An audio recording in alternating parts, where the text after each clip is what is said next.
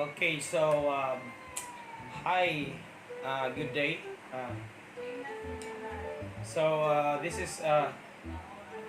is awkward. Nagsaba ako, yung record ko. So I'm going to talk about no, ito naisip ko lang talaga to Kasi palagi pag may nag-i-inquire sa akin, kunwari binigyan mo ng presyo mo.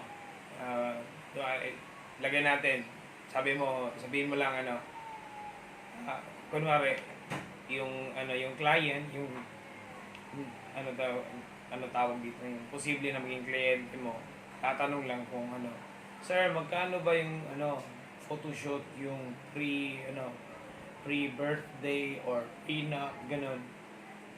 So yung iba nagtatanong na ganito, ganyan. So, edi syempre, prenup or birthday or event na, like kasal or birthday na talaga. Nagtatanong kung magkano raw. Syempre, sasagutin mo, 5,000 or 10,000. Yung iba, ito hindi lahat yung iba lang. Yung inaano nila, sinasabi bigla. Sasabihin nila, sir, konti lang naman yung kukunin na pictures, kailangan ko lang naman ng 5. So, pwede ba maka-less ng konti, ganun. Para sa akin kasi, hindi kasi hindi naman kasi per picture yung binabayaran nyo. Yung oras ng photographer. Tsaka hindi naman yung iba kasi sinasabi lang okay lang yan sir, lang naman picture lang naman yan, kahit lang, huwag mo na i-edit. Hindi naman ganun. Hindi pwedeng ganun. Kasi, kunwari, bibigay kami ng hindi namin na-edit. Meron nga na-edit namin, pero ang pangit pa rin minsan Mahirap, kasi minsan naman kasi sa venue, lalo na pag yung mga event na talaga, okay lang yung mga photoshoot, mga pre-birthdays, prenup, ganun, na napipili natin yung lugar Kasi pag yung wedding, kasi minsan tulad ng lugar namin, hindi naman to syudad. Siyempre, hindi ka makakakita rito ng magagandang lugar na maganda sa picture. Pag event, siyempre, kadalasan pag reception nasa gym, nasa bahay lang, ganun. Tapos yung lightings pa, pag katulad kong photographer, kulang-kulang pa sa mga lightings. Kulang pa ako sa mga strobe, ganun. Siyempre, hindi natin dapat i-edit talaga. Yung iba, sir, patawad naman, na lang, ganito na lang yung presyo, ang liit, sobra. Huwag nyo na lang i-edit, hindi ganun, masisira naman kasi yung photographer. Tsaka, kadalasan kasi na ibang tao, gusto nila kumuha ng photographer, pero hindi nila afford. Okay lang naman na di ba? Okay lang naman, di kayo ng photographer, okay lang. Ma-celebrate nyo lang yung nyo. Kami nga yung family ko, hindi nga kami masyadong nagpipicture-picture Wala lang, pag may picture lang ng konti, di ko nga napopost. Mas nauna pa yung kliyente ko.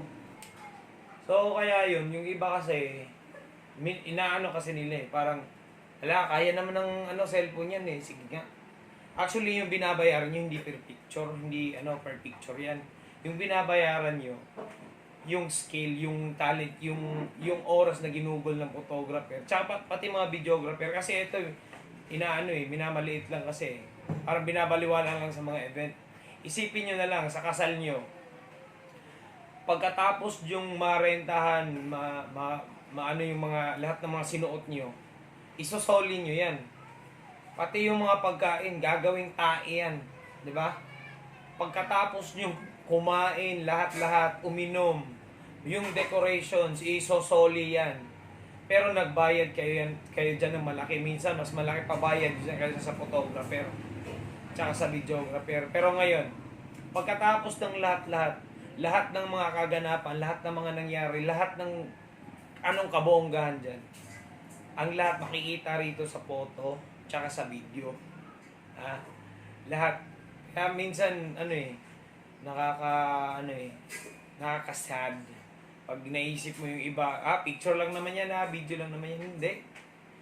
Ano sayang sayang yung moment na na-capture, tapos babarating nyo lang. Ganon. Ano na ba topic natin? Butang nakakalimutan ko na. So, yun. Sana lahat ng tao maintindihan na binabayaran nyo yung oras, yung schedule, kung kailan kayo magpapapicture, ganun. Yung skill, yung talent, yung ginugol ng tao para mag-practice ng ilang taon. Ganon. Ganon. Okay? So, sana yung mga alam ko makaka-relate dito yung mga yung ibang photographer, lalo yung mga baguhan katulad ko. Yung mga pro kasi, yung mga magagaling na, di na nila kailangan ng ng ads, hindi na magagaling na yan Tsaka ang gaganda na ng mga gamit niyan. So, yun. Comment lang kayo kung ano gusto niyo topic. Ita-topic ko. Okay? Bye-bye.